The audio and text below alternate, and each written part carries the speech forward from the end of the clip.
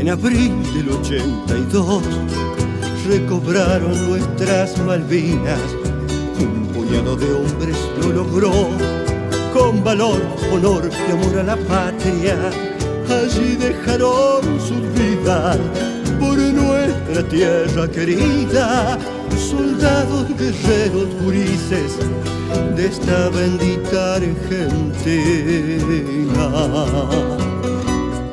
Con fusil antiaéreo y avión defendieron aquel trozo de nación. 649 cumplieron su juramento. Bienvenidos a la Hora de la Verdad 1982. Hoy tenemos la presencia de una persona muy especial, oriunda de O'Brien, partido de Bragado. Proviene de una familia tradicional. Su papá trabajaba en Entel, su mamá era ama de casa, tiene una hermana, y un día decidió estudiar en la escuela de náutica, pero el tema fueron las matemáticas, y decidió ingresar al colegio militar. Le damos la bienvenida al coronel veterano de guerra de Malvinas, Jorge Zanella. Buenas tardes. ¿Qué tal? ¿Cómo les va? ¿Cómo andan ustedes? Muy bien, Jorge. Contanos a partir del momento que cambias la escuela de náutica por el Colegio Militar de la Nación. Yo la verdad no tenía ni idea de lo que era la vida militar. Mi familia, nadie es de origen militar y tampoco tenía ni conocidos ni nadie, así que me daba lo mismo haber entrado en cualquier lado. De hecho, cuando yo salí mal en la escuela de náutica, porque mi secundario era un comercial, que tenía matemáticas de contabilidad, intenté ir a la policía de la provincia y en definitiva terminé el colegio militar después de prepararme un año específicamente en matemáticas, física y química, que eran las cosas que yo estaba flojo, pero no porque sea flojo la educación de mi pueblo, sino porque la orientación del comercial es distinta a un bachiller en lo que hace a matemáticas, ¿no? Y también fue porque un amigo estaba en el Colegio Militar, ¿verdad? Exactamente, un amigo que, es decir, yo tenía un compañero que le había intentado ingresar al colegio e ingresó y bueno, yo no pude ingresar, así que al año siguiente nos juntamos, fuimos juntos al colegio y él a mitad de año abandonó. Y bueno, yo seguí, ¿no? Yo rendí en una selección muy importante que se hacía en esa época. Creo que había más o menos una selección de 3-1, 4-1, que decía que de tres aspirantes entraba uno solo. Así que era una selección muy brava, muy importante, ¿no? Muy importante selección y después aparte había que estar en el colegio, ¿no? Con un régimen totalmente distinto a lo que uno conocía de la casa, bueno, lejos de la familia, sin las comunicaciones y las facilidades de comunicaciones que hay hoy. Bueno, era difícil, era difícil. Sí, porque en aquella época todavía existían las cabinas telefónicas y me imagino que en Bragado era todavía con el sistema de clavijas, algo por el estilo. Exacto, mi padre era empleado en tele, así que vos ibas a la telefónica, pedías la comunicación y te decían comunicarse con Buenos Aires 2 horas, así que te quedabas afuera esperando, tomando mate hasta que te daban la comunicación, pero era así. Y en cuarto año, Jorge, vos decidís ser paracaidista. ¿Qué te lleva a eso? Y nosotros, es decir, teníamos opciones en cuarto año, los cadetes más antiguos podíamos elegir una especialización que por supuesto era en las vacaciones. Y había dos en ese momento, ahora creo que son, hay muchas más. Vos podías hacer el curso de andinismo, de montaña, o el curso de paracaidismo. Con lo cual uno más o menos se podía ir orientando a cuál iba a ser su actividad cuando uno se recibía.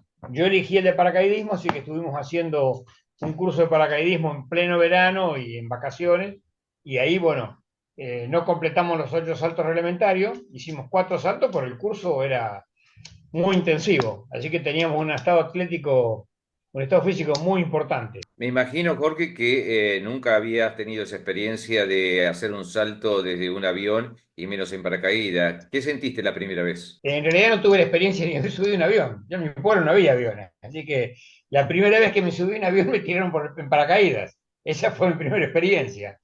No sé, qué sé yo, uno en esa edad es muy aventurero, le gustan las cosas, ese tipo de aventura, y creo que uno más que lo hace más por juventud y por conocer algo nuevo también, ¿no? Por conocer cosas distintas, por tomar cosas arriesgadas, porque la verdad que uno no tenía idea de nada de lo que hacía en ese momento, y es lo que le pasa a todos los jóvenes desde 18, 20 años.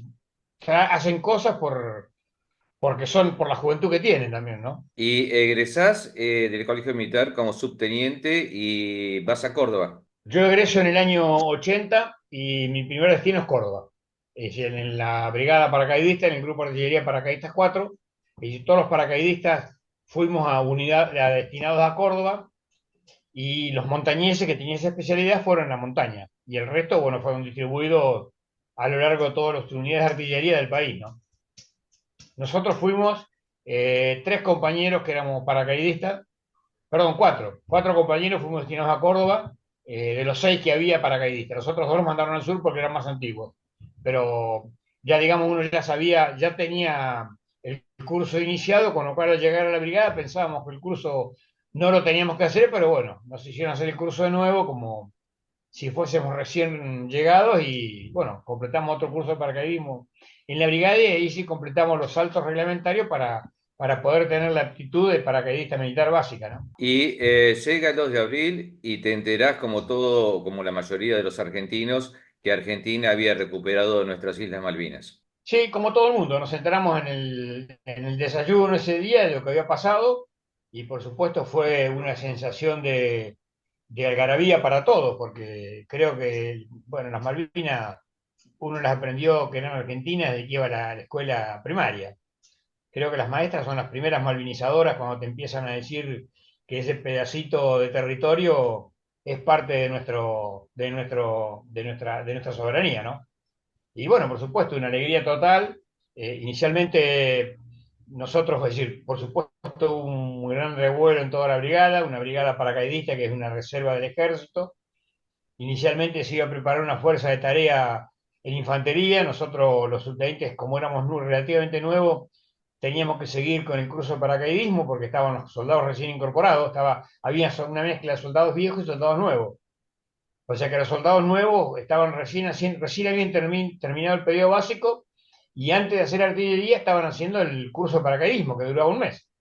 Nosotros seguimos en esa instrucción de paracaidismo hasta que definitivamente o el 22, 23 de abril, el jefe de unidad en la plaza de armas a las 7 de la mañana o en la formación de la mañana, dice el grupo artillería va como grupo artillería y a partir de ahí, bueno, empezamos a armar el grupo artillería para ir a Malvinas y ese mismo día a las 10 de la noche estábamos embarcando en el aeropuerto de Córdoba y a las 4 de la mañana en Comodoro Rivadavia. Así fue la transición que tuvimos para preparar la unidad para salir, ¿no? Y el día 6 de abril ustedes llegan a las islas. No, nosotros llegamos después del 20 de abril. Es decir, Mientras tanto estuvieron en hubo una Comodoro. serie de días y venidas en el medio, claro. Inicialmente porque no se suponía que iba a haber una guerra, con lo cual cuando se definió que la flota se venía, ahí hubo un apuro digamos, de la conducción para meter tropas, que fue, no, que después en definitiva pasó lo que pasó, ¿no? Ustedes justamente en esa época, me imagino que les habrá pasado lo mismo que al teniente coronel Seinendín, que por una situación geográfica viajaron con indumentaria acorde al territorio donde estaban. Sí, sí, pero como sabíamos que íbamos a una zona fría, ya llevábamos abrigos y ahí en Malvinas nos proveyeron ese duvé que le dieron a todo el mundo. El duvé ese verde que realmente fue una solución, pero más o menos teníamos idea de la temperatura y pudimos llevar eh, no solamente lo básico, sino tratar de conseguir abrigos y llevar abrigos porque tuvimos dentro de todo 20 días también para prepararnos de alguna manera, ¿no? ¿Qué siente un militar argentino y más en el primer grado de oficial ser parte de la historia cuando uno pisa Malvinas? Y uno se sentía como el Papa cuando bajabas del avión y besabas a la tierra. Es lo que hacíamos todos. Como llegaba el Papa, bueno, uno se bajaba del avión y le daba un beso al asfalto de la pista de aterrizaje, ¿no? Porque realmente creo que no solamente, primero, el ser militar es una profesión en cierta forma complicada, porque no es como el médico, que vos sabés que te recibís de médico, haces práctica y en definitiva podés practicar tu profesión. El militar, gracias a Dios, no tiene esa suerte, por decirle suerte, de probarse realmente en combate, ¿no? Así que creo que es una doble satisfacción haber estado en Malvinas y haber participado de la única guerra que tuvo Argentina en más de 100 años, ¿no? No porque la guerra sea buena, no quiero que esto se malinterprete, porque no todas las guerras son buenas. Ninguna guerra es buena porque en definitiva todos pierden. Pero sí es importante para un militar ver si se preparó para eso, si está capacitado, porque vos en el cuartel haces ejercicios entre comillas, vos sabés que tiene un riesgo limitado, porque nadie te tira, nadie te caga tiro, bueno, el riesgo es limitado, vos sabés que termina el ejercicio y te vas a dormir en tu casa. Y acá era una situación real. Y creo que eso la suerte o la desgracia que tuvimos todos los que estuvimos en Malvinas, no solamente los militares, sino los soldados también, todos, ¿no? Todo el mundo que participó en la guerra creo que es una suerte y a la vez una desgracia, ¿no? Pero bueno, yo lo tomo más por ese lado, ¿no? Desde el punto de vista profesional, creo que es una importante forma de ver si vos estabas preparado y capacitado para participar de eso. Cuando el gobierno del general Galtieri se prepara para el operativo Rosario, se preparó para ese operativo, pero no para una guerra. Y ustedes, como oficiales, ¿pensaban que iba a haber un enfrentamiento con el enemigo o solamente la recuperación? No, no, inclusive el ambiente en las islas no era de una guerra.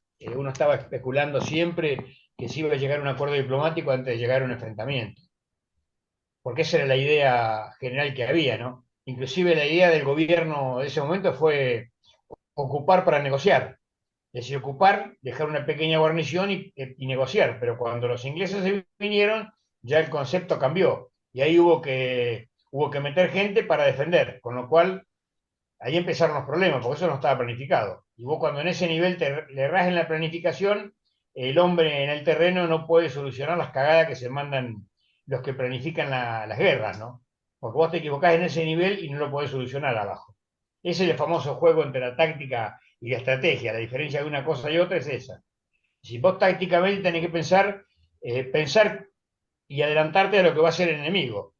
Y evidentemente pensaron cualquier cosa, porque habrán pensado que el enemigo no venía, de que se iba a solucionar en las negociaciones, que Estados Unidos no lo iba a apoyar, y todo eso no pasó, pasó todo lo contrario. A partir del momento que eso te sale en contra, el resto es improvisación. Es así. Ustedes no bien llegan a las islas, permanecen en Puerto Argentino justamente hasta el día del bombardeo del 1 de mayo. Sí, yo llegué tarde, porque nosotros llegamos, es decir, cuando yo llego a Comodoro Rivadavia, me mandan con otro subteniente, nos mandan a Puerto Deseado. No tenía ni idea dónde quedaba Puerto Deseado, yo no conocía nada de eso. Así que me mandan con unos camiones del Grupo Artillería Junín y con todos los cañones a Puerto Deseado para que el material de artillería sea cargado en un buque y de ahí pasar a Malvinas. Bueno, en ese interín, la gente, todo el personal pasó vía aérea desde Comodoro Rivadavia y nosotros llegamos ya sobre el 1 de mayo a Malvinas, con los cañones, con todo. Llegamos muy jugados y ese mismo día yo ya no me encuentro con mi jefe de batería ni con mi gente porque ellos lo habían mandado a la otra isla. En teoría, mi batería iba a pasar a la otra isla, es decir, con el regimiento 5 en Howard, y así que a mí me ponen como soldado adelantado con un soldado en el aeropuerto. Así que el 1 de mayo, cuando se inicia el bombardeo, nosotros estábamos ahí en el aeropuerto junto al lado de una ametralladora de un infante de marina, me acuerdo. Y a partir de ahí, bueno, ya después los días subsiguientes nos sacaron de ahí y nos mandaron a toda la batería con el regimiento 4 en el monte Harriet, Monte Wall. Si yo prácticamente no estuve nunca en Puerto Argentino. Si estuve una sola vez que fui a bañarme y después no estuve nunca en Puerto Argentino. Siempre estuve afuera, a 15, 20 kilómetros de lo que era la capital de Malvinas, ¿no? Ahí es cuando lo trasladan a toda la visión tuya a Darwin. Sí, primero inicialmente fuimos al Monte Harriet con el teniente Coronel Soria, cuando inicialmente se suponía de que el desembarco iba a ser por ese sector. El 21 de mayo, cuando se produce el desembarco de San Carlos en San Carlos, bueno, hay que cambiar todo el dispositivo que se había armado, con lo cual esa batería que estaba ahí, de esa batería, dos cañones, junto con el jefe de batería, que era el teniente Primero Yanampa, y los soldados y demás, fuimos a Darwin, y los otros dos cañones fueron desde Puerto Argentino, en una patrulla de Río Iguazú, que en definitiva la terminan hundiendo a mitad de camino, de Prefectura Naval, en donde después son recuperados los cañones por la gente de Darwin, ¿no? ahí participa el subteniente Navarro, el subteniente Gómez Centurión, un alférez de Fuerza Aérea, recuperan los cañones de esa patrullera un día y son los que en definitiva participan del combate del 27 y 28 de mayo de Darwin. Ahí están los 4 cañones que nosotros teníamos en ese lugar en Darwin, pero llegamos a Darwin, llegamos el día antes de combate, el 26 de mayo llegamos, y el 27 se produce el ataque a Darwin, ¿no? Ahora, pese a las aguas heladas que hay en esa zona, el teniente Gómez Centurión y otros se lanzan al mar y a través de inflables pueden recuperar los cañones. Sí, Gómez Centurión había llevado el abuso, así que él tenía un equipo de neoprene, y si no era como para soportar esos fríos de esa zona, pero tenía un equipo de neoprene y él fue sacando. El Otto Melar es un cañón muy práctico porque se desarma todo, y cuando fue cargado en la patrullera de Río Iguazú hubo que desarmarlo pedazo por pedazo y meterlo así en la bodega. Así que hubo que sacar todos los pedazos de cañones de la bodega para poder armarlo otra vez en Darwin. Y eso lo hizo Gómez Centurión con los soldados y con los suboficiales del grupo de artillería, que la verdad es una maravilla. En nuestro equipo éramos 3 oficiales, 7 suboficiales y el resto soldados. Éramos 45 hombres, que la verdad que unos leones todos. Desde el primer soldado hasta el jefe de batería, realmente armamos un equipo muy importante. Tal es así que el día de hoy todavía nos seguimos juntando y nos seguimos respetando como hace 40 años, ¿no? Vos lo comentabas hace unos minutos atrás, la preparación que tenían en el colegio militar, donde todo era ficticio o casi ficticio sobre la preparación bélica. Pero el 27 de mayo vos vivís la realidad de ese combate. ¿Cómo fueron transcurriendo esas horas que vos enfrentás al enemigo y sabés que estás en una situación de vida o muerte? Bueno, eso es lo que te decía. Nosotros llegamos ya al 20, ya la situación de combate la sentíamos antes, porque la misión que le imponen al jefe de batería, a Chanampa, es con los cañones salir de las primeras líneas de defensa de Darwin, es decir, salir de la defensa que te da la infantería y tratar de llegar con alcance a donde estaban los ingleses desembarcando para producir lo que se llama un fuego de desgaste, o el fuego que ellos hacían sobre Puerto Argentino. Es decir, que no te tiraban a la hora de la cena, o tiraban a la noche, cosa de joderte, de no dejar dormir. Ese tipo de fuego nosotros teníamos que hacer durante el día, ir y tirar durante la noche eso. Y ahí ya tuvimos los primeros enfrentamientos, y ahí ya nos encontramos con la infantería nuestra que estaba en contacto con las primeras patrullas inglesas, o a nosotros ahí nos atacaron los Harry y nos tiraron bombas cuando estábamos reconociendo un terreno para ir a la noche. Así que ahí ya empezamos a ver que realmente había un ataque inminente, ¿no? Y mi jefe de batería, a pesar de su juventud, era un teniente primero que tendría 26, 27 años, ese día le se acerca y le dice al jefe del regimiento que, bueno, que no nos mande otra vez al frente porque no tenía sentido mandar la artillería delante de la infantería. No podíamos hacer una puntería con la artillería y la verdad que no sabíamos cuál era el efecto que logramos porque no veíamos a dónde pegábamos y estábamos consumiendo una gran cantidad de munición. Con lo cual el jefe en ese momento no tenía la autoridad de cambiar una orden impartida a 80 kilómetros de distancia desde Puerto Argentino, una orden general, con lo cual le dijo que había que volver a hacer esa misión de fuego y Chanampa con muy criterio y tampoco dijo nada porque si no hacía cosas que nos digan que tenemos miedo de ir adelante. Bueno, fuimos y cuando se lanza el ataque inglés, nosotros estamos con nuestros cañoncitos ahí adelante, es decir, en primera línea. Es decir, con lo cual ahí nos ordenan retroceder y ahí se inicia el ataque de todo el regimiento del Para 2 sobre Darwin, ¿no? ¿En qué situación estaba en ese momento? Estábamos haciendo ese fuego que yo te decía. Cuando se lanza el ataque inglés, que es decir, como todo ataque de combate, se inicia con artillería, eso no empieza con una artillería de una fragata, y nosotros tiramos con nuestros cañones, es cuando se lanza el ataque, así que nosotros ahí nos ordenan volver, pero estábamos adelante de la infantería, es decir, estábamos sin ningún tipo de protección. Nos ordenan volver hasta Darwin, una marcha totalmente oscura en una noche cerrada, porque por supuesto vos no podías prender ninguna luz porque te podían ver. Llegamos a Darwin y ahí tratamos de armar como pudimos los cañones y sin ningún tipo de protección, que es una de las cosas que la artillería siempre hace, es hacer un pozo para proteger al cañón y al personal, y sobre terreno llano, apuntamos los cañones y empezamos a tirar en dirección a donde suponíamos que venía el avance inglés, porque no nos dejaron ni tener un soldador adelantado con la infantería en ese momento, ¿no? Y en el repliegue fue costoso porque la turba malvinera es bastante complicada. Sí, sí, la turba sí es complicada, pero bueno, ahí es en Darwin es como un puerto argentino, es como una cancha de fútbol, realmente no tiene altura, es muy plano, y bueno, uno escuchaba, es decir, vos te acostumbras al ruido del combate, al ruido del campo de combate, con las bengalas, con los proyectiles, y en un momento determinado ya no se escuchaban los ruidos, los disparos de los fusiles, ya quiere decir, cuando vos escuchas los disparos de los fusiles de la ametralladora, que la que está combatiendo es la infantería. O sea que ya está, hay un enfrentamiento cuerpo a cuerpo ahí entre las fuerzas, ¿no? Ya no se escuchaba la artillería, pero había que sumarle los disparos de las armas automáticas, que es típico de la infantería, ¿no? ¿Y ustedes estuvieron así en combate durante 3 días hasta caer prisioneros? Nosotros estuvimos, sí, 48 horas en combate, un combate que los ingleses, dicho por ellos, suponían que iba a durar una noche. Cuando se encontraron ahí en Darwin, en la colina de Darwin, bueno, se encontraron con una fuerte defensa de 3 secciones. Ahí estaba el subteniente Aliaga con gente del regimiento 8, estaba el subteniente Pelufo con personal de los servicios del regimiento 12, y estaba el teniente Esteves con gente del regimiento 25. Y ellos logran detener el avance y causarle muchas bajas al enemigo. De hecho, en ese enfrentamiento muere el jefe del regimiento, el Para 2, ¿no?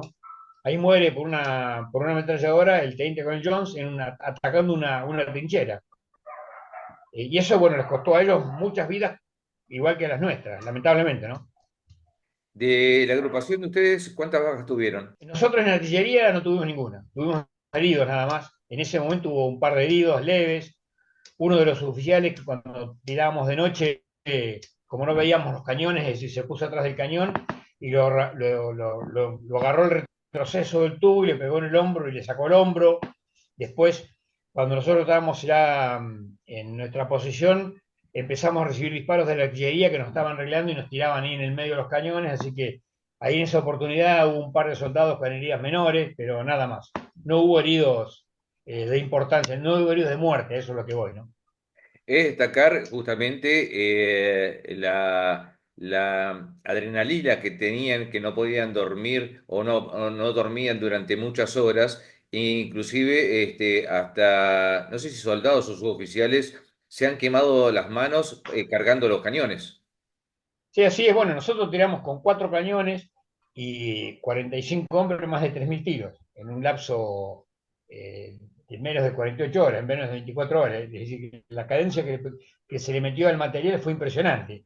Y la verdad que el laburo que hicieron todos los soldados, del primer soldado hasta el último, fue encomiable. Había soldados que tenían los puños llenos de sangre e inflamados de meter proyectiles dentro del tubo. Uno de los oficiales tenía un tímpano reventado y le salía sangre del oído porque justamente se le había reventado el tímpano por el estampido del obús. Y ninguno escuchaba nada porque el Otto Velada tiene un tubo muy cortito y no tiene una protección. Así que el ruido de la explosión del cañón te lo comías todo vos. Así que de hecho, en la mayoría estamos todos con alguna disminución auditiva por esa situación, ¿no? Pero realmente, es decir, yo lo que refuerzo de todo esto es el trabajo que hizo toda la gente, todos, desde el jefe de batería hasta el último soldado, que trabajaron como un equipo. Y nosotros estábamos en condiciones de seguir peleando, no había más munición, pero el ánimo estaba y las ganas estaban, pero las condiciones en que se pactó la rendición de Darwin creo que fue lo más adecuado pensándolo en el contexto general de la gente, ¿no? Pero la artillería estaba en condiciones de seguir disparando y teníamos ganas y lo queríamos seguir haciendo, pero bueno, cuando vos ves que la situación no da para más, no tiene sentido seguir un combate que a la larga vos sabés que lo vas a perder porque no vas a recibir ningún refuerzo y además que te va a causar mayor cantidad de bajas de las que ya tenías hasta ese momento, ¿no?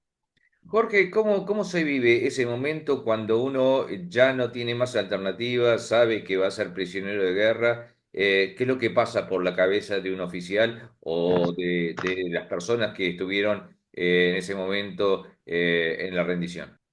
Mal, porque uno hizo todo para que eso no suceda, ¿no? Creo que es un momento de gran decepción, más cuando se produce la rendición, que se hace en un campo grande donde estaba el aeródromo de Darwin, se forma toda la guarnición y se le entrega, el jefe le entrega al segundo jefe del batallón, se produce la rendición. Pero ese tipo de cosas, aparte uno venía con una adrenalina alta, veníamos con 2 días sin dormir, muy cansado, habíamos hecho el máximo esfuerzo y no habíamos obtenido los frutos que uno pretendía, que era por lo menos haber ganado el combate, aunque después con el tiempo uno se da cuenta de que realmente hizo mucho más de lo que pensaba. Y de hecho, creo que uno de los primeros reconocimientos ocurre en el mismo campo de combate, porque cuando ya éramos prisioneros de guerra, viene el jefe de la artillería inglesa a ver los cañones. Y, y primero se sorprendió que había 4, él suponía que había 6 cañones disparando. Y segundo, bueno, lo llama al jefe de batería, a Chalampa, y lo felicita por la acción de la artillería, porque realmente él notó la cadencia que tuvieron esos cañones. Así que realmente creo que el primer reconocimiento que tuvo es uno de los más importantes, que es el que viene de tu propio enemigo, ¿no? Que reconozca como, que otro artillero te reconozca cómo combatiste, creo que es muy halagador, más cuando viene del enemigo, ¿no? Ustedes fueron muy bien tratados por los ingleses. Nosotros a partir de ahí ya quedamos reunidos en Darwin en un galpón de esquila. Y después acordate que esto estamos hablando de los primeros días del 27, 28, 29 de mayo, últimos días de mayo, principio de junio. Todavía Puerto Argentino no había caído. Así que fuimos trasladados en helicóptero hasta San Carlos. De ahí la masa de la gente fueron enviados vía marítima a Uruguay, porque bajaron a Uruguay y después volvieron a Argentina, excepto 12 hombres que éramos, digamos, había pilotos de combate, había comandos de la Armada y paracaidistas. Así que nosotros nos dejaron como rehenes, no sé en concepto de qué, pero bueno, caímos prisioneros el 29 de mayo y recién volvimos el 14 de julio, así que estuvimos un mes y medio presos con los ingleses en distintas oportunidades y lugares. Y la verdad que nos trataron bien, nos trataron bajo las normas del Convenio de Ginebra, nos trataron bien, no nos podemos quejar, la gente de la Cruz Roja nos venía y nos revisaba, tomaban cartas nuestras y las mandábamos ellos a través vía Ginebra, mandaban a Suiza y de ahí venían a Argentina, nosotros podíamos escribirle a nuestros familiares, la idea de que sepan que estábamos vivos, por lo menos, ¿no? En ese momento estábamos vivos. De ahí la denominación Los 12 del Patíbulo. Así es, así es. Ese dibujo lo hizo un suboficial del Regimiento 12, que la verdad que se quedó por pavo, por no decir por pelotudo. Porque, ¿qué es lo que le pasó? Él era infante y había estado en el Regimiento de Infantería 14, que es paracaidista. Nosotros teníamos como distintivo, aparte de la boina roja, un bebé de paracaidista en nuestra duvet. Entonces le había cambiado a un soldado nuestro por una barra de chocolate ese distintivo y él se lo cosió. Claro, era sargento ayudante y por el grado lo dejaron junto con nosotros. Y gracias a Dios que se quedó, porque el tipo es un muy buen dibujante y es el que hizo ese dibujo y muchos de los dibujos que andan dando vuelta ahora en la red los hizo él, porque ese tipo la verdad que era un maestro dibujando, ¿no? Y él dibujó esos hombres, esos 12 hombres, había paracaidistas, había pilotos de combate, había eh, comandos de la Armada y como éramos 12 nos autodenominó los 12 del Patíbulo. ¿Vos por casualidad estuviste en el mismo momento que fue, estando prisionero, el alférez Rubén Sassone, que era piloto de Pucará? Eh, Puede ser, sí, seguramente. Lo que pasa es que yo no lo conocía porque nosotros tuvimos muy poquito tiempo. Cuando yo llegué a Darwin, llegamos y prácticamente empezamos a combatir. Estuvimos en la misma guarnición, porque Sassonen escribió un libro, creo, justamente de Darwin que se llama Nosotros también combatimos desde el barro, una cosa así creo que se llama. Bueno, sí, hemos estado juntos, pero bueno, yo no, la verdad que no lo reconozco ni lo he visto porque yo no tuve ningún contacto con nadie. Prácticamente llegábamos, íbamos a hacer nuestra misión y volvíamos y el poquito tiempo que teníamos dormíamos. Yo creo que el único que lo vi ahí fue un compañero mío que era Claudio Braghini, que estaba con las baterías de 35 milímetros del Grupo Artillería de Mar del Plata, porque era compañero mío, que creo que lo fui, lo vi 5 minutos y después no vi a nadie más, porque la verdad no teníamos tiempo físico para hacer nada y sabíamos que tenía un trabajo importante para hacer. De hecho, nunca pudimos armar una posición de artillería, no se pudo clasificar la munición que teníamos. Bueno, hemos estado juntos, pero yo con el tiempo, uno sabe que estuvo Sazone, que estuvo muchos hombres de la Fuerza Aérea ahí, y que yo no los conocí en ese momento, ¿no? No, me refería porque él también estuvo prisionero en el mismo lugar donde estuviste vos, hasta que fue trasladado justamente después a los buques, para volver al continente. Yo lo Sí, sí, el tuve. primer tiempo estuvimos todos juntos. El primer tiempo estuvimos juntos en un galpón de esquila y de ahí fuimos llevados en Chinook, después de un accidente que ocurre justamente en esos galpones, un proyectil que explota.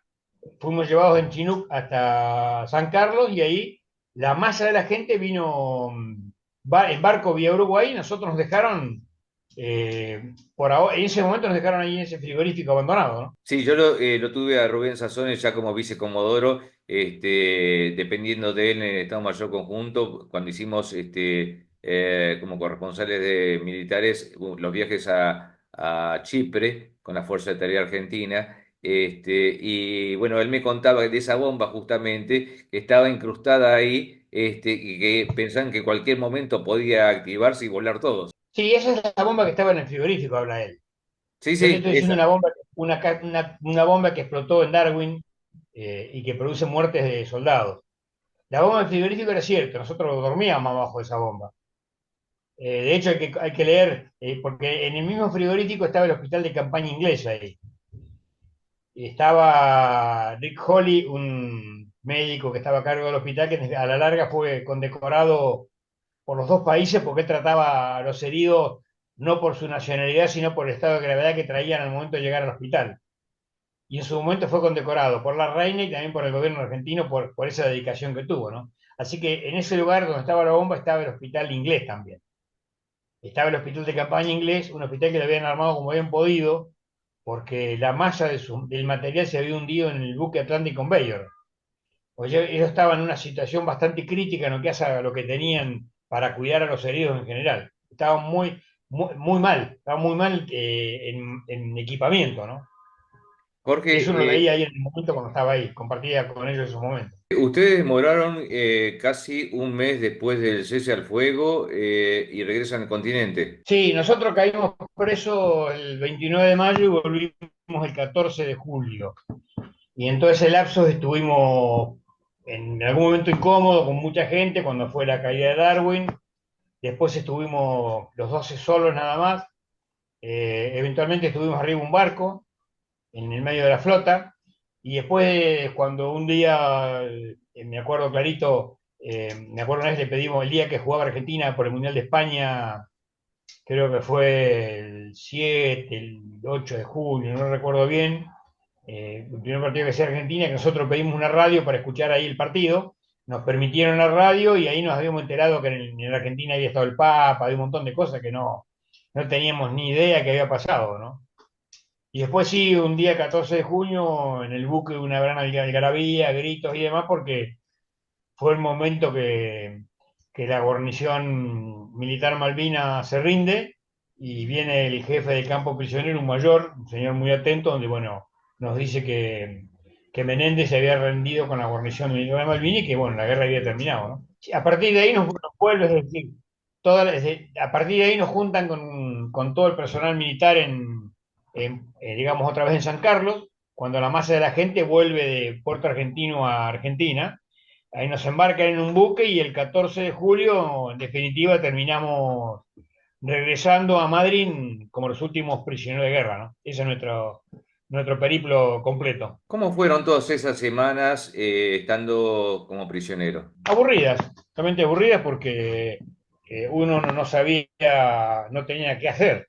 Estábamos cómodos, nos bañábamos, jugábamos al truco, a la canasta, 500.000 puntos, porque la verdad que uno no tenía ninguna actividad, estaba ahí, no digo que había discusiones, cada uno más o menos escribía lo que se acordaba para poder relatar en un momento. Yo recuerdo que usaba, viste, esas servilletitas chiquitas que hay en los bares, de esos que vos vas sacando, bueno, ese era mi diario, y yo escribí todo eso, y todavía en el grupo de artillería están esas libretitas que uno escribía lo que se iba acordando día por día para poder tener uno que estaba en ese momento con la memoria en caliente, de tener un recuerdo después para ver qué hacer, y aparte para perder el tiempo, porque la verdad que esos días fueron interminables, aparte de mucha incertidumbre, porque uno sabía cuándo se terminaba, qué es lo que iba a pasar, no sabía si en algún momento en ese buque en el medio de la flota había un ataque argentino y vos te ibas al fondo del mar, bueno, eran de muchas incertidumbres, como lo es la guerra en general y como seguramente todos los que estuvieron ahí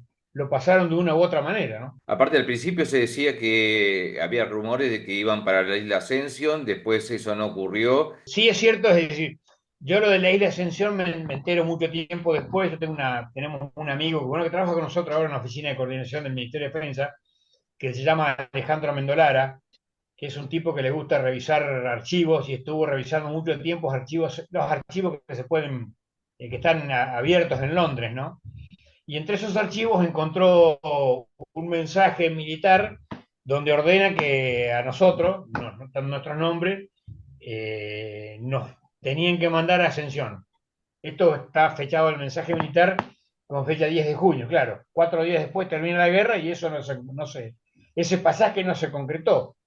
Pero cuando yo, muchos años después, pido a la Cruz Roja Internacional que me den mi certificado de prisionero de guerra, está escrito ahí. Está todo el detalle, cuándo caí preso, mi edad, y dice transferido a la isla Ascensión el 10 de junio. Eso en realidad nunca pasó. Pero bueno, es una anécdota nada más, ¿no? Jorge, vos viviste la desmalvinización principalmente por el gobierno militar, porque ustedes regresan al continente y no son llevados directamente en primera instancia a donde pertenecían a la agrupación de Aerotransportado 4, lo llevan a otro lugar. En realidad eso le pasó a la gente del grupo. Nosotros llegamos un mes después y fue distinto. La recepción fue distinta. En general, todos los soldados que volvieron tuvieron ese detalle que fueron encerrados en Campo de Mayo y tratados como loquitos, inclusive, lo dicen mis compañeros, yo no lo viví, estaban todos ahí acuartelados en Campo de Mayo, vos mirabas para arriba del techo, había soldados apostados con fusiles, y ahí estaban todos, soldados, oficiales, estaban todos en la misma. Y en la puerta había gente agolpándose tratando de tomar contacto con sus familiares. Bueno, yo eso no lo viví, ni tampoco la gente que llegamos después lo vivimos porque llegamos un mes después y la recepción fue totalmente distinta. En el caso nuestro fue muy distinta, pero sí sé de mis compañeros que tuvieron esa experiencia ahí y después cuando fueron enviados a Córdoba, en lugar de ir a la estación central de Córdoba, fueron a una estación secundaria que está en La Calera, con la orden de que nadie los reciba. Y de hecho, el mayor que estaba a cargo del cuartel, el segundo jefe que quedó en Córdoba a cargo del cuartel, porque alguien tiene que quedar, cuando pide la banda de la brigada para recibir al grupo artillería, se la niegan diciéndole que era un ejército que había perdido la guerra. Así que no le dejan ni la banda para recibir a los soldados que venían no te digo de perder, pero de dar todo lo que pudieron, pues esa es la realidad. Uno dio lo que pudo, es decir, por eso lo que pudo se dio ahí, mucho, poco, lo que sea, es lo que habían dado, pero bueno, eso con el tiempo, la verdad que después de 40 años ha cambiado totalmente, ¿no? Pero nosotros cuando llegamos, tuve una recepción distinta. Llegamos el 14 de julio en Madrid, nos embarcaron en un avión, bueno, y cuando llegamos a Córdoba nos estaban esperando el comandante de la brigada, bueno, fue distinta la recepción porque ya había un ambiente distinto, ¿no? Igual cuando llegamos al cuartel ya no había soldados, no había quedado nadie, porque habían sido dados de baja todos los soldados, no quedaba prácticamente nadie, así que nosotros volvimos, éramos una especie de parias, los 4 o 5 que estábamos ahí, nos licenciaron, nos dieron un mes de licencia, yo me fui a ver a mi familia, a mis amigos, a todos los que estaban ahí en mi pueblo, y cuando volvimos nos encontramos con la novedad de que, bueno, de que al jefe de unidad lo habían sacado el pase. En ese momento limpiaron a todos los jefes de unidades, no importaba si el jefe tuvo una buena o una mala actuación, directamente fueron todos relevados, y a fin de año a la mayoría de nosotros, es decir, a todas las unidades que habían participado en la guerra directamente nos sacaron el pase a todos lados. Yo terminé de ahí y fui al sur, fui a Piedrabuena, bueno, con una especie, yo creo que eso fue una especie de desmalvinización, de romper unidades que estaban muy unidas por haber combatido juntas, y eso fue lo primero que sufrimos, ¿no? Por eso fue con el tiempo fue, fue cambiando en general. Y hoy vos sabés bien que eso no sucede, ¿no? Eso no sucede. ¿Cómo fue ese momento del reencuentro con la familia? Y importante, importante porque, bueno, imagínate que en esa época no había forma de comunicarse con nadie. Vos no sabías, nadie sabía, no tenía ciencia cierta cómo llegar a tu familia, cómo avisar que estabas vivo. Yo estando en Malvinas me comuniqué creo una sola vez, pude hablar por teléfono un minuto diciendo estoy vivo o estoy acá y corté. Y hablé con mi novia que estaba acá en Buenos Aires. Y ella se ocupó de transmitirle a todos los demás. Y después teníamos las cartas que uno podía enviar, era un aerograma que uno le escribía y la mandaba, no sabía si llegaban o no, así que ellos vivían en incertidumbre si uno estaba vivo o no estaba vivo, así que creo que el reencuentro fue muy importante, aparte uno había perdido una importante cantidad de kilos, muchos kilos, así que estaba totalmente flaco, todos vinimos por el mismo concepto de estrés de la guerra y demás, estábamos muy flacos.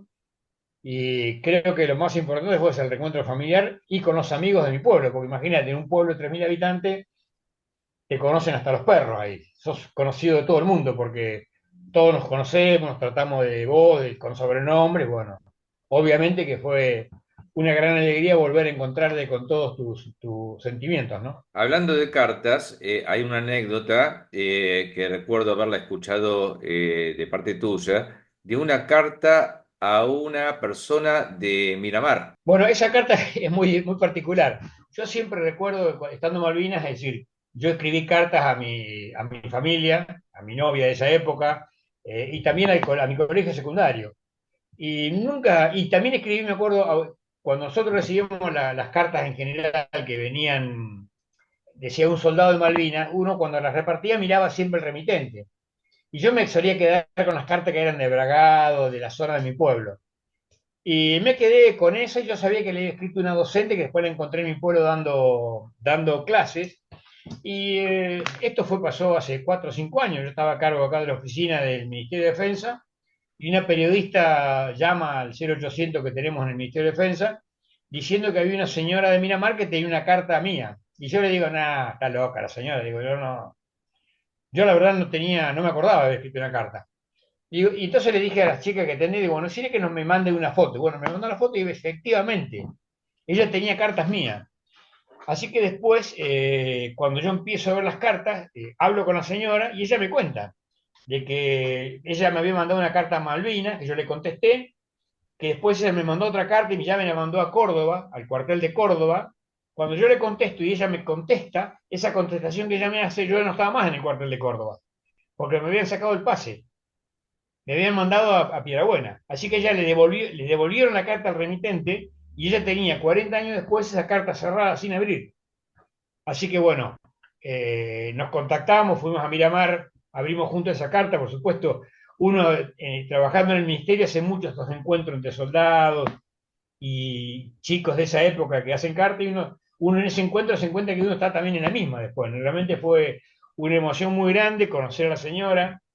Yo con mi familia siempre íbamos a Miramar a pasar las vacaciones. De hecho, pasamos 500 veces por el lugar de ella y nunca suponíamos que ella nos había escrito una carta, ¿no? Así que hoy nos encontramos, abrimos esa carta que nos había escrito hace 40 años y cada tanto nos charlamos con la señora, una señora amorosa, amable, tiene un hotel en Miramar y realmente fue una emoción muy importante tener esa carta de nuevo, ¿no? En la circunstancia que ella la escribió y que yo la verdad no me acordaba, sinceramente no me acordaba. ¿Se siguen reuniendo los 10 de junio, creo que era, entre todos ustedes? El grupo artillería sí, el grupo artillería debe ser la primera unidad que se empezó a juntar así en Córdoba y normalmente la idea es juntarse el 10 de junio o el viernes más cercano al 10 de junio, porque es el día que la unidad entra, hace su bautismo de fuego. Pero además de eso, los soldados tienen una comisión de veteranos. Independientemente de los centros de veteranos y todo lo demás, los soldados del grupo tienen una comisión específica para esa reunión. Así que los tipos, la mayoría son de acá de Buenos Aires, hay una subcomisión en Córdoba que durante todo el año planifican esa ida a Córdoba.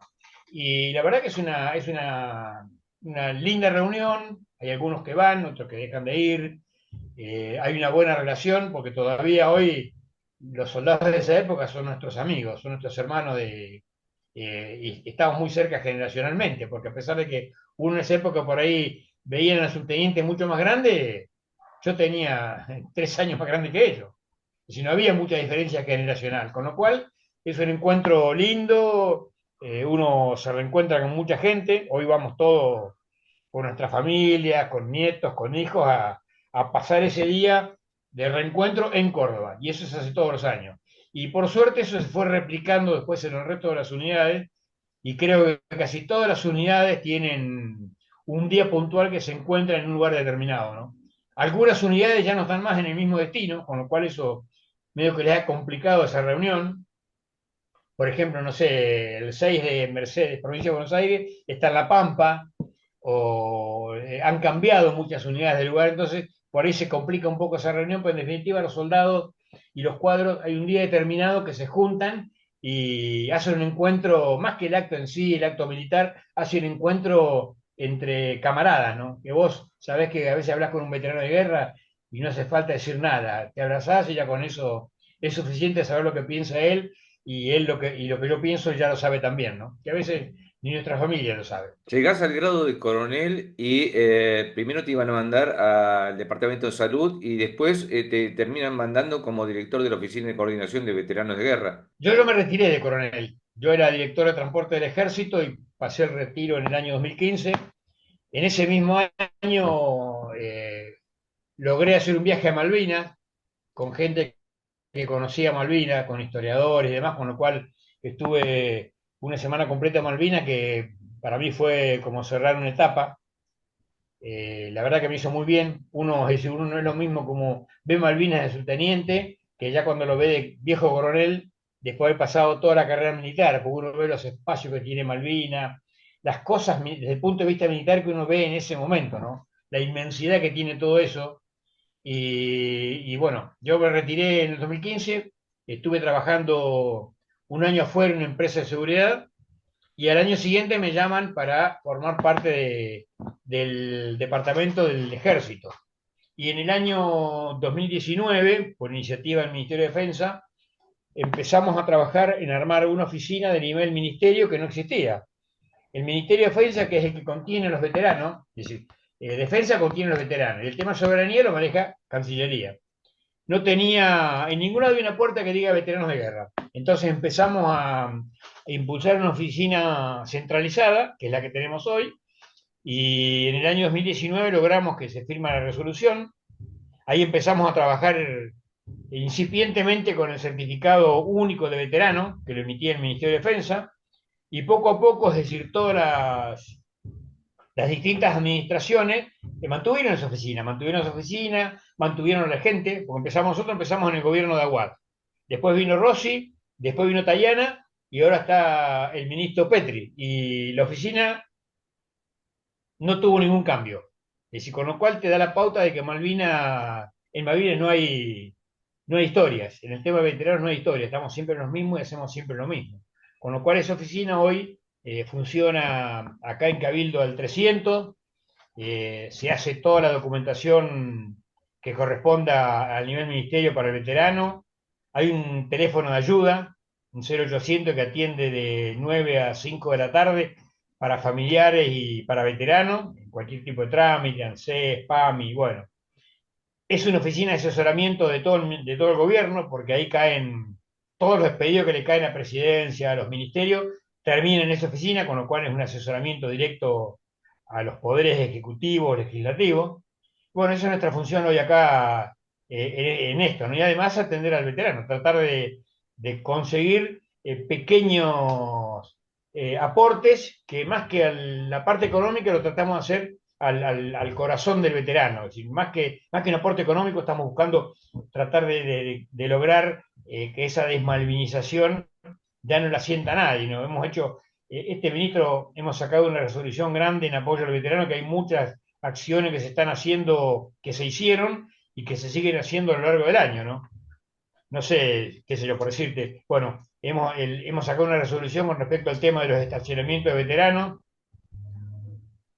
que ya el ministro firmó, es una orden para las organizaciones militares que tienen que tener lugares específicos para veteranos para estacionar, y a eso se ha sumado la cadena Cencosud, que es el COT, que es Jumbo, Disco, BEA y el ICI, se ha sumado Coto, ahora está por sumarse a Aeropuertos 2000, se ha sumado otra empresa, y también en muchos municipios que están adoptando, por esfuerzo y por pelea de los veteranos, están adoptando que cada municipio tenga un lugar reservado para veteranos. Eso no le va a cambiar la vida al veterano, obviamente, pero sí lo hace distinguir, que es lo que buscamos, que el veterano tenga un lugar, dice, listo, este es mi lugar, y yo estaciono, y además dice una tarjeta de reconocimiento y demás. Son pequeñas cositas que uno trata de, digamos, de llegar al alma del veterano, que es lo que es el reconocimiento que tiene la gente de nosotros, ¿no? El reconocimiento que sobre el estacionamiento, libre estacionamiento, es para todos igual, porque me había llegado una versión de que los que habían estado en el continente no se les habían dado. No, no, es únicamente para veteranos de guerra reconocidos por el Ministerio de Defensa. Los veteranos reconocidos que están incluidos en la base son reconocidos por sentencia judicial. Tienen un certificado distinto en principio. No dice veterano de guerra de Malvinas, dice veterano de guerra de la Nación Argentina. Por supuesto que reciben todos los beneficios, porque cuando el juez dicta una sentencia hay que cumplirla, si no vas preso, lamentablemente. Así que esos estacionamientos son exclusivos para veteranos de guerra reconocidos por el Ministerio de Defensa, por la fuerza en definitiva, ¿no? Y ese listado está en nuestra página web, que ahí están todos los que reconocidos como tales, ¿no? Como veteranos del tomo del TOAS. Es decir, los que están por sentencia judicial no le corresponde. No se los damos, es decir, algún juez capaz que nos ordene un día hacerlo, y bueno, cuando el juez ordene lo haremos, porque tampoco comemos vidrio, por así decirlo. En definitiva, las sentencias judiciales hablan del certificado de veterano. Si el hombre quiere un certificado de estacionamiento, bueno, tendrá que pedirlo por la cadena, por la misma manera que consiguió el certificado de veterano, a través de la justicia. Se lo damos únicamente a los veteranos de guerra reconocidos por el Ministerio de Defensa. Por qué tanta rivalidad entre veteranos de las islas con el continente? Yo no creo que no hay rivalidad, hay distinta interpretación por ahí. Y en esto quiero ser claro, porque nosotros hemos trabajado mucho a veces con grupos también de lo que son, lo que se llaman desplegados continentales, o tienen varios nombres. No hay rivalidad. El tema está, sí hay gran diferencia. Y desde nuestra oficina reconocemos que los que estuvieron en el continente tuvieron una misión importante y hicieron algo muy importante, porque era el apoyo logístico que uno tenía desde el continente. Ahora, vos no podés equiparar un veterano que estuvo en Malvinas a un combatiente o a un soldado que estuvo desplegado en el continente. Las misiones eran distintas y las acciones son distintas. No sé si me interpreta. En ningún lugar del mundo, suponete, vamos a la historia. Cuando San Martín cruzó los Andes, la medalla a los héroes de Chacabuco, que es la primera batalla que combate a San Martín del otro lado, se lo dieron los que estaban del otro lado del continente. No a las damas mendocinas que hicieron la bandera en Mendoza. Y nadie niega que en Mendoza todo el mundo puso plata, se rompió el lomo para apoyar ese ejército que pasó la cordillera. Pero no es lo mismo. Y eso es es la gran dicotomía que hay, o la gran rivalidad que hay entre una opción y la otra. Es decir, que los soldados que estuvieron en el continente quieren equipararse a los soldados que estuvieron en el TOM o en el TOAS, depende el momento y la fecha. No sé si soy claro en el concepto. No, No sé si perfecto. me lo voy a entender. Yo considero que como ocurre en otros países en Estados Unidos y en otros países europeos, que se hubiera reconocido en diferentes categorías como lo hacen ellos, inclusive los ingleses, para que no hubiera tantas asperezas y que demandas judiciales y todo ese tiempo que uno a veces pierde y como estamos grandes ya, a veces ni siquiera por vía judicial llegan a ser veteranos. Mira, ninguna duda, estoy totalmente de acuerdo con vos. La Fuerza Aérea hizo algo parecido. La Fuerza Aérea, a diferencia de las otras fuerzas, tiene 4 categorías de veteranos. No sé si lo sabías esto vos. Sí, porque yo era de la Fuerza Aérea. Bueno, la Fuerza Aérea tiene 4 categorías. La primera y la segunda coinciden con los veteranos de las otras fuerzas. La tercera y la cuarta son sus desplegados continentales. Unos son los que tuvieron las bases y otros son los que estuvieron en el Comando Sur. Ellos tienen categoría 1-4, 2-4, 3-4 y 4-4. Inclusive hasta tiene el color distinto y distintivo. Si vos sos de la Fuerza Aérea, seguramente conocés esta reglamentación. No, sí, exactamente. Yo creo que, porque al principio se había reconocido a varios veteranos de guerra, pero posteriormente, cuando empezó la parte económica, ahí se armó todo el problema, y Exacto. Sí, muchos sí. no les interesa ser reconocidos por el honor a la patria, por haber prestado servicio, ya sea en las islas o en el continente, sino por la parte económica, y eso me parece un error muy grave. Y después también, es decir, uno lo que, primero, en realidad después de 40 años nunca hicieron una ley que defina quién es veterano de guerra. No existe esa ley, no hay. Básicamente, es decir, uno el concepto que hay de veterano de guerra tiene que tener una serie de parámetros. Primero, un parámetro en lo que hace temporal, es decir, del 2 de abril al 14 de junio. Después hay un espacio geográfico. Entre el 1 de abril y el 5 de abril es el TOM. Del 7 de abril al 14 de junio es el TOAS.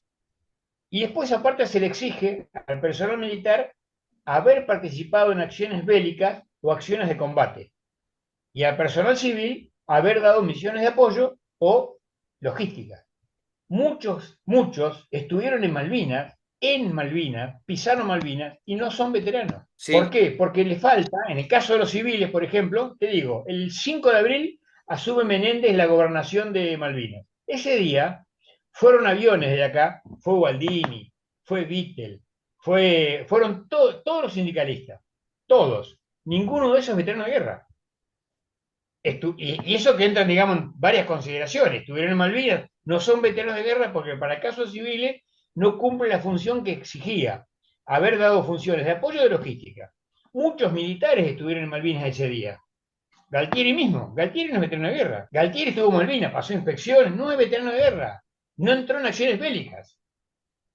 No sé si por ahí es muy sutil la diferencia. Y aparte, otra cosa también hay que tener en cuenta, porque son varias diferencias, es decir, el espacio geográfico, el tiempo, y además, los que estuvimos en Malvinas teníamos una ley distinta.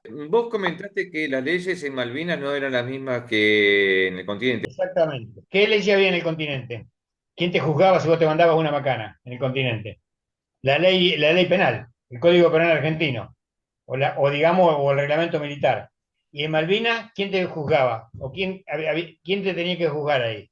La Convención de Ginebra. Es decir, había leyes distintas. Es decir, la Convención de Ginebra no se aplicó en el continente, se aplicó exclusivamente donde fue el teatro de operaciones, en el TOAS.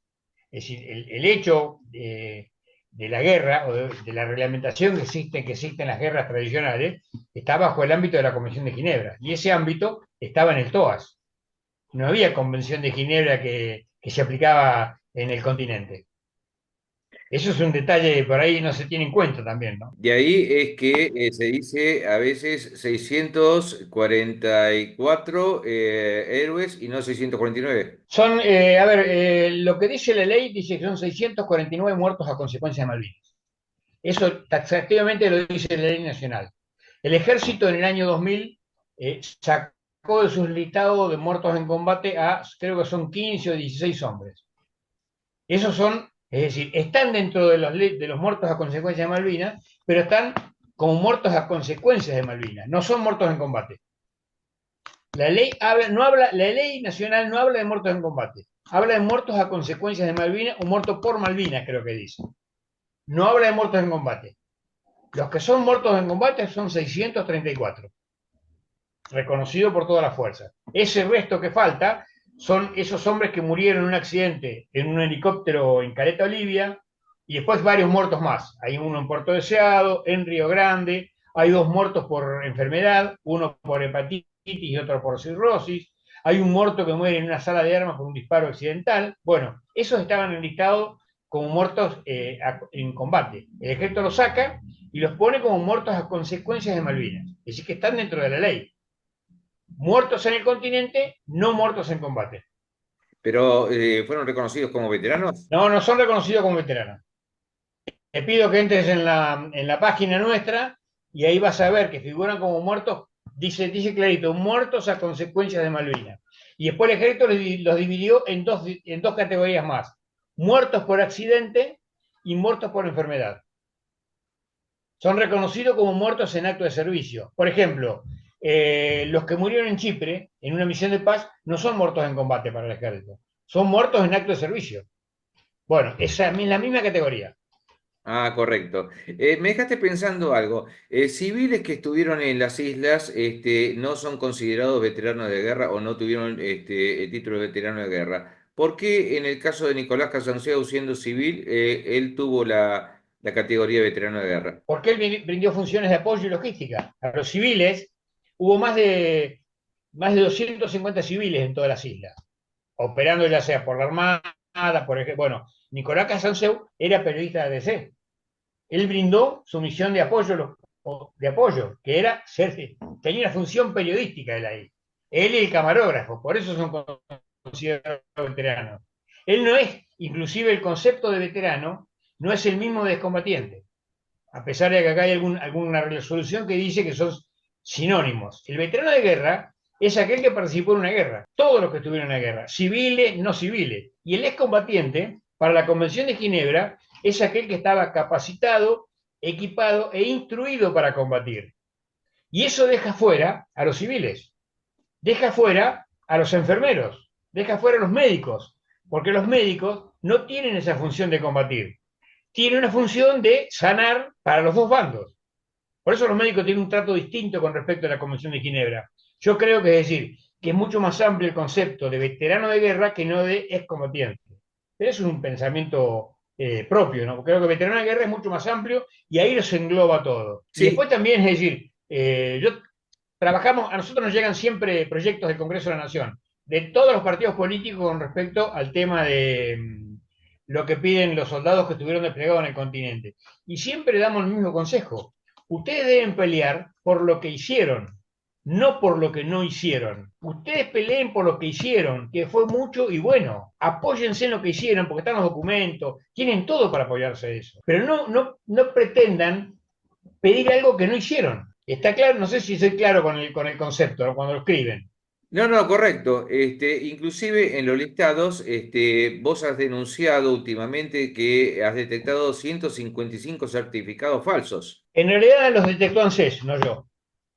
Es decir, ANSES nos manda, nos hace una consulta por certificados apócrifos que estaban entrando, es decir, cuando ellos tienen duda, ¿qué es lo primero que hace ANSES? ANSES veterano, porque acá cualquier ANSES puede recibir cualquier cosa, como por ahí no son especialistas en el tema veterano, suponete, ANSES de Quitilipi recibe un certificado y lo manda. Y eso cae todo acá en la central de veteranos de ANSES, que está acá en Buenos Aires. Cuando ellos tienen duda, primero miran el padrón de veteranos que está en el Ministerio de Defensa. Si no está ahí, nos mandan a nosotros y nos preguntan si ese certificado es legítimo o no. Bueno, detectamos más de 200 de esos certificados, ¿no? Y fue lo que nosotros hicimos la denuncia, no por los que detectan los certificados ANSES. Nosotros hicimos la denuncia por documentación apócrifa y por adulteración de firma, porque nos están firmando nosotros. Esa fue la denuncia que hicimos nosotros. Con lo cual, es una denuncia que quedó en la justicia, pero en definitiva logramos el efecto que queríamos, era que no aparezca más esos certificados, y no aparecieron nunca más. Porque se ve que alguien los vendía, porque evidentemente cuando vos le preguntás a los tipos que figuran ahí, que encima ponen nombre, apellido, quedan escrachados quién es el que presenta un certificado trucho, vos le preguntabas y se lo había vendido un tipo, un gestor que les fotocopiaba con una fotocopiadora un certificado más o menos, y así lo presentaban. Es decir, era un negocio eso realmente, pero el que detecta el tema es ANSES veterano de la calle Paraná. Ellos detectan y ahí nos consultan a nosotros y nosotros hacemos la denuncia en lo que está perjudicado el Ministerio de Defensa, que es en tener documentos apócrifos y en falsificar nuestra firma. ANSES no puede por ahí hacer una denuncia por robo porque no lograron recibir la pensión. No sé si soy claro con esto, ¿no? Pero el que No, detecta el problema es ANSES. No, no, sí, sí, bien claro. Y aparte creo que le corresponderá no solamente devolver todo el dinero que cobraron, sino alguna causa penal por usurpación de títulos y honores. No, pero no cobraron nada, nunca llegaron a cobrar nada, porque al detectar el problema, para el trámite, nos consulta, nosotros le decimos que es un documento apócrifo y automáticamente lo suspende, lo devuelve. Ahora, Es decir, ahí sí, últimamente había visto un artículo que decía que se habían detectado 9.000 en los listados, ¿no? 9.000 ese artículo es veteranos del año truchos. 2008, es un artículo viejo, Ah, es un artículo del año 2008, es un artículo que lo sacaron de nuevo ahora, no sé por qué, viste, cada tanto sacan artículos nuevos. En el año 2008, en la época del gobierno de Menem, se hace un reempadronamiento de veteranos. En ese momento la lista de veteranos era de 12.000, 13.000 hombres. Hoy son 22.000. En ese reempadronamiento aparecen esos 8.000 veteranos de la nada. De la nada, bueno, o con justa justificación, eso tendrá que decirlo las Fuerzas Armadas, que son las que lo propusieron como veteranos. La mayoría son de la Armada y de la Fuerza Aérea. a tu criterio, Nicolás Casanseu, que está ocupando un cargo muy importante y una excelente persona como profesional, y yo tuve la posibilidad de conocerlo y de ser amigo de su hermano cuando trabajábamos en Canal 7. eh, ¿Es merecedor de, no, no sé si decirle merecedor, sino que no tendría que ocupar un cargo un veterano en esa función en vez de un Él es periodista? veterano, él es veterano. No, pero me refiero a un veterano militar. Yo creo que con el hecho de que sea veterano es suficiente. Además es una función política, o sea que puede ser hasta un político, puedes poner ahí. En mi puesto también puede haber el día de mañana seguramente no va a haber más veteranos y alguien hay que poner. De hecho, en mi oficina la mayoría de la gente no son veteranos. Ya antes estaba armada con gente de las Fuerzas Armadas con veteranos, ya quedan poquitos. Es decir,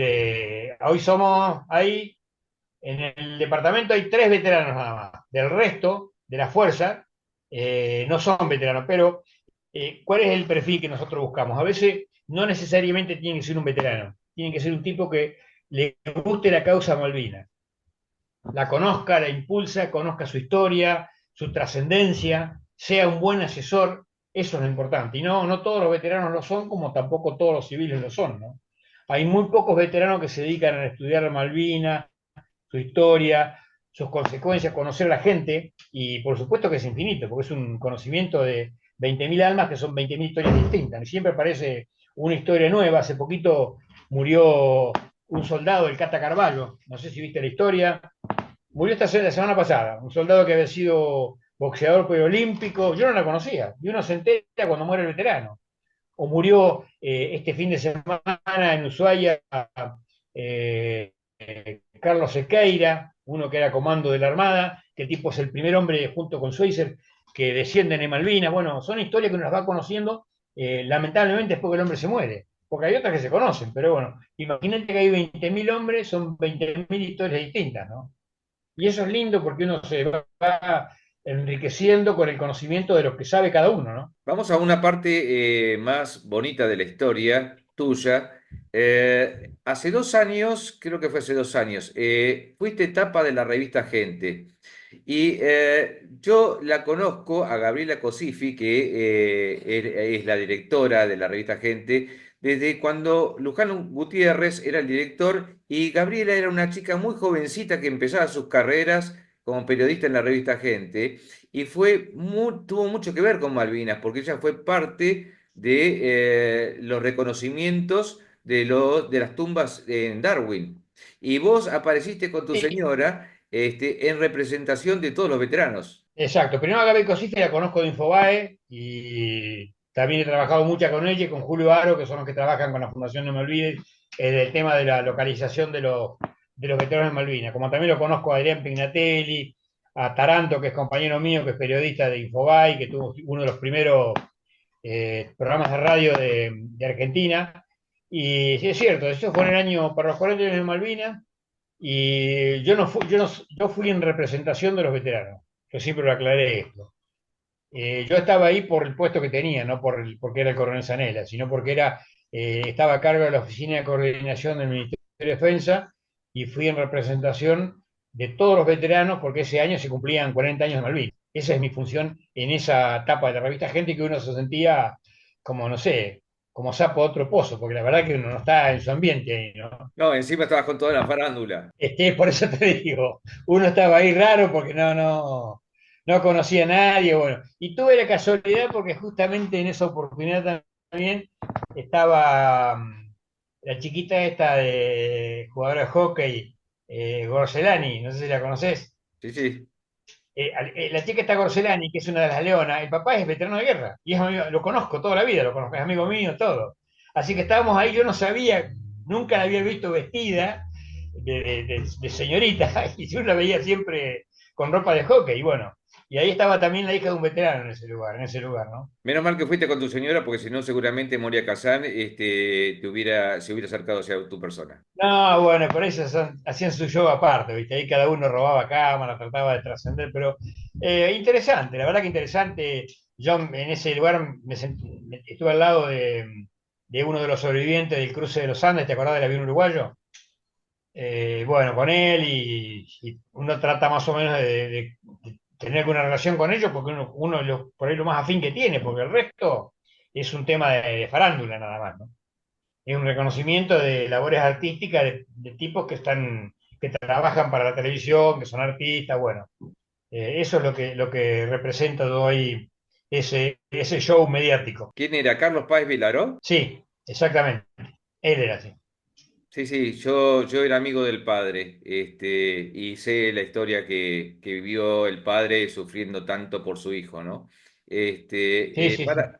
Para ir finalizando, ¿cómo es la vida de Jorge Gustavo Zanella hoy? Bueno, yo trabajo actualmente en el Ministerio de Defensa, estoy en la oficina de coordinación del Ministerio.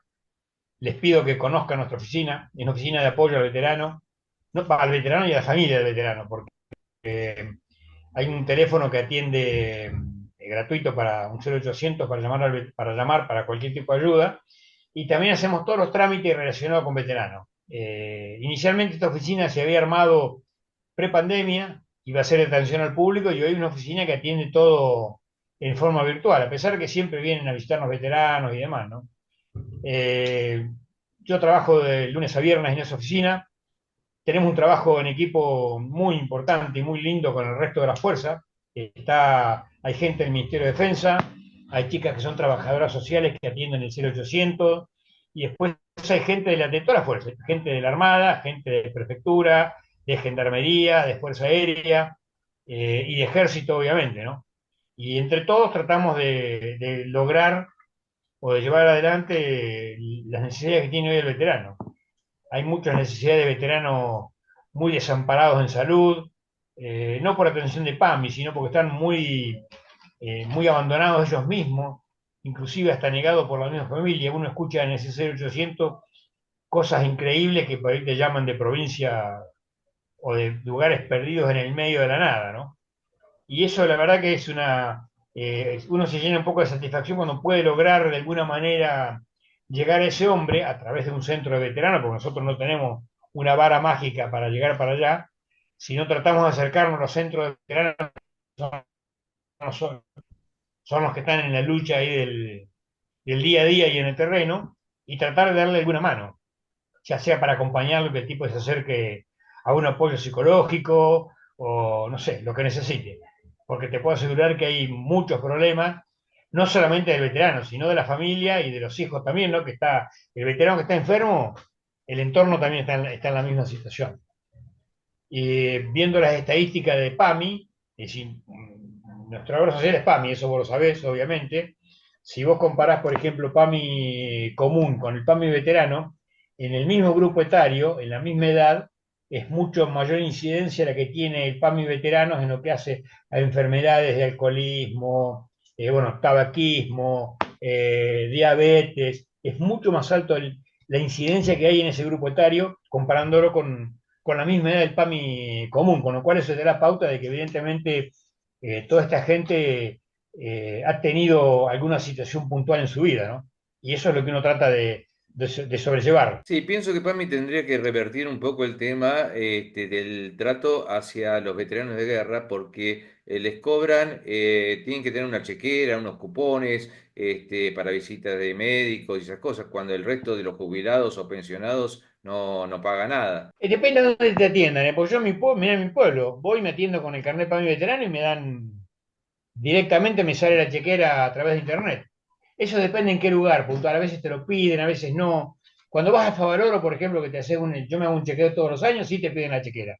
Pero en mi pueblo, viste, somos 3.000 habitantes y el médico, el único médico, genera, como decís vos, directamente por internet el trámite. Así que, viste, yo creo que más de PAMI es un lugar, digamos, de cada uno de los lugares médicos que se complican con ese tipo de cosas. Porque en algunos lugares funciona eso. Yo soy de Villa Crespo y tengo entendido que vos venías seguido o estabas por Villa Crespo en la época, bueno, hace muchos años, que visitabas a tu tía o te quedabas en la casa de tu tía o tu abuela, no me acuerdo, es cerca de Atlanta.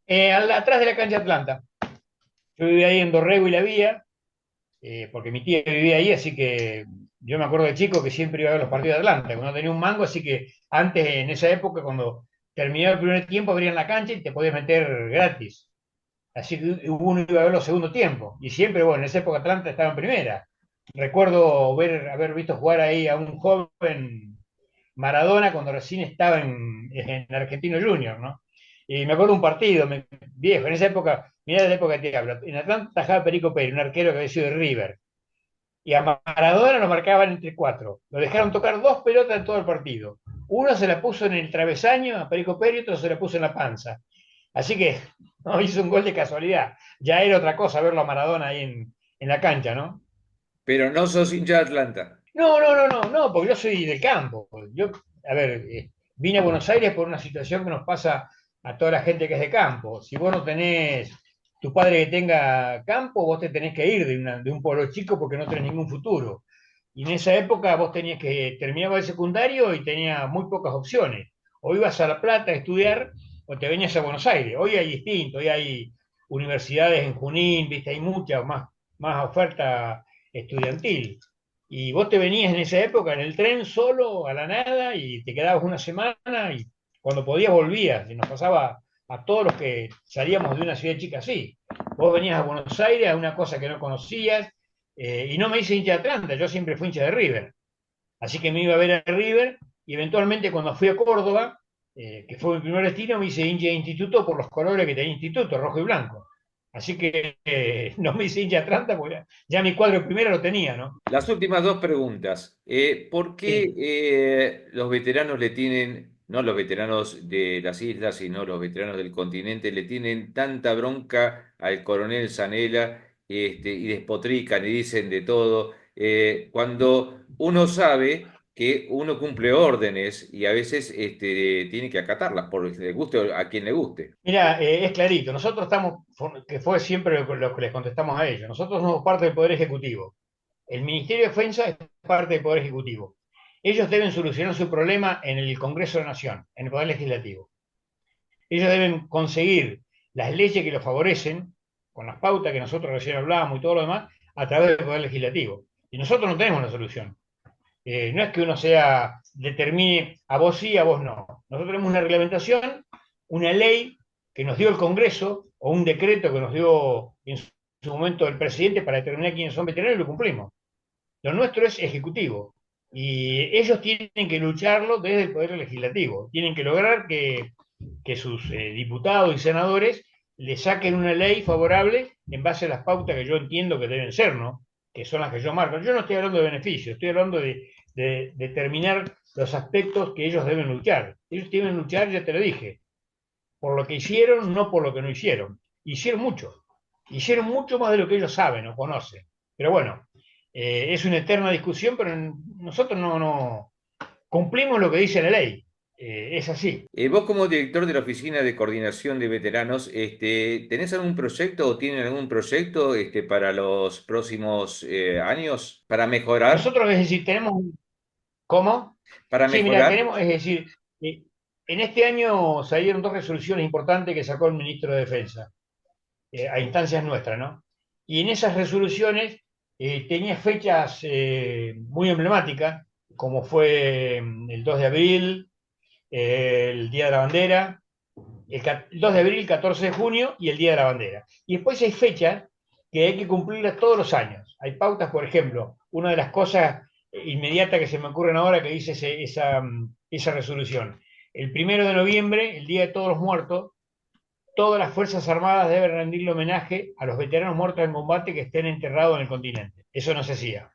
Independientemente de la rendición de honores que recibe el veterano que muere, los muertos en combate que están enterrados en el continente, que todas las fuerzas tienen, por supuesto, la mayoría son de la Armada, por el Belgrano, deben acercarse al cementerio, invitar a la población de ese cementerio y rendirle honor el Día de los Muertos a ese muerto en combate que está enterrado, a lo mejor ni en la ciudad lo conocen. Y eso es un día importante.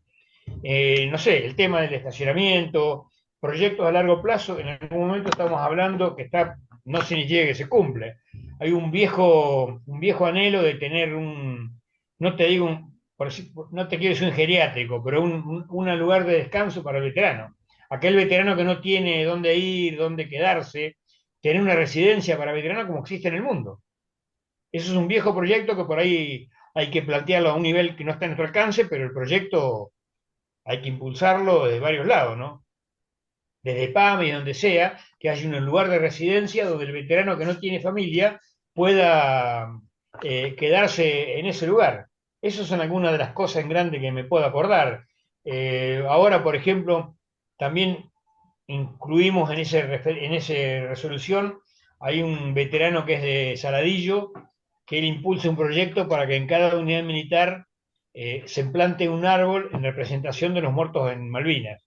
Bueno, eso es una cosa que se va a cumplir ahora, creo que el Día de la Soberanía, es la intención lanzarlo a nivel nacional, es decir, que el ministro plante ese árbol y que se replique en todas las unidades militares. Esos son tipos de cosas que vamos tratando de solucionar y darle al veterano lo que yo te decía, una caricia al alma.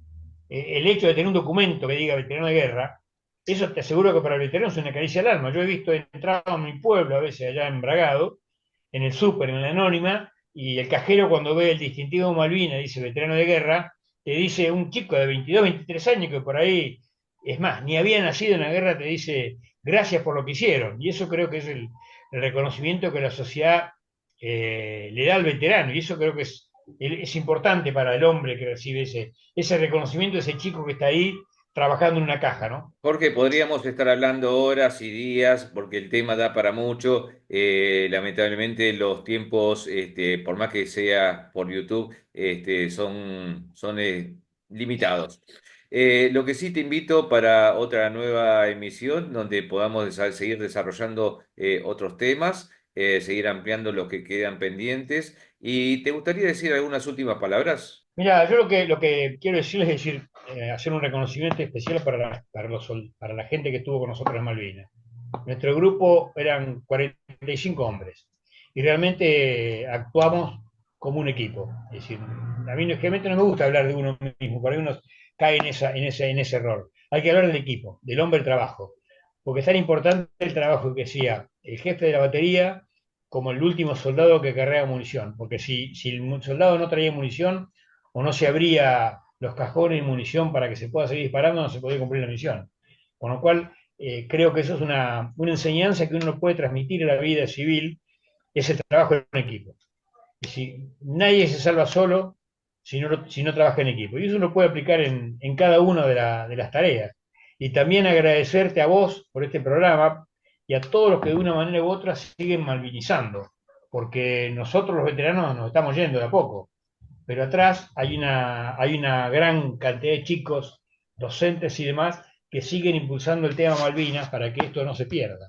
Y es lo importante. Yo creo que todos conocimos Malvinas a través de nuestra maestra en la primaria. Bueno, eso hoy sigue estando vigente y ojalá nunca más se haya que llegar a una guerra para poder obtener ese territorio que legalmente indudablemente es nuestro, nos corresponde a nuestro país. Eso nada más. ¿Sí? Jorge, te agradezco mucho tu participación, tu tiempo, tu dedicación, tu explicación y te hago llegar, como siempre lo digo, mucha salud para vos y tu familia, porque sin salud no tenemos nada. Muchísimas gracias. Bueno, gracias para vos y también para todo tu grupo que te rodea. Y gracias por transmitir y por movilizar, que es lo más importante de todo, ¿no? Porque el trabajo que haces vos y que hacen todos es el que transmite a generaciones lo que uno ya va dejando de lado, ¿no? Porque nosotros estamos ya, creo que por ahí en algún lado tenemos el ticket de vencimiento puesto, ¿no? Exactamente, gracias. Y nos vamos despidiendo de La Hora de la Verdad 1982. Hasta aquí llegó la emisión. Despedimos al coronel retirado, veterano de Guerra de Malvinas, Jorge Gustavo Zanella, y agradeciéndole, y como le dije anteriormente, mucha salud para él y su familia. Como le digo a todos los que nos estén viendo, que sin salud no tenemos nada. Será hasta nuestro nuevo encuentro. Gracias y hasta pronto. El 10 de junio se conmemora la reafirmación de la soberanía argentina sobre las Islas Malvinas y el sector antártico. Los 649. En abril del 82 recobraron nuestras Malvinas. Un puñado de hombres lo logró con valor, honor y amor a la patria. Allí dejaron sus vidas por nuestra tierra querida, soldados, guerreros, gurises de esta bendita Argentina. Con fusil antiaéreo y avión defendieron aquel trozo de nación. 649 cumplieron su juramento al fuerte grito de Dipón, y con sus pechos bien henchidos de puro coraje criollo de esos bravos argentinos.